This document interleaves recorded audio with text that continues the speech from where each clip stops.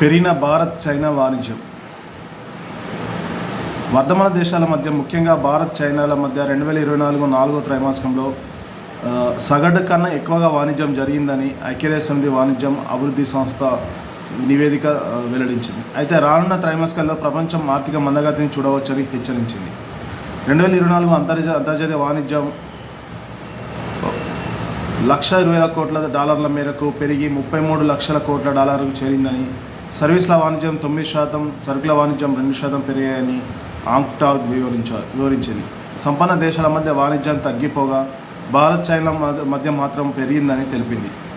America ఎగుమతులు తగ్గిపోయిన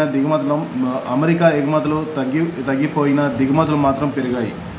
ఐరోపా సమాఖ్య, జపాన్, రష్యా, దక్షిణాఫ్రికా దిగుమతుల వృద్ధి రేటు తగ్గింది.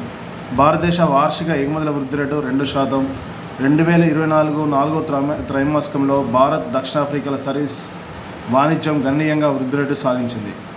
2025 ఆరంభంలో ప్రపంచ వాణిజ్యం స్థిరంగా సాగుతున్న వివిధ ప్రాంతాల్లో ఉద్రిక్తలు, స్వీయ వాణిజ్య రక్షణ విధానాలు, వాణిజ్య వివాదాలు, ప్రతీకార సుంకాలతో మున్ముందు ప్రతికూలత ఎదురుకావచ్చని హెచ్చరించింది.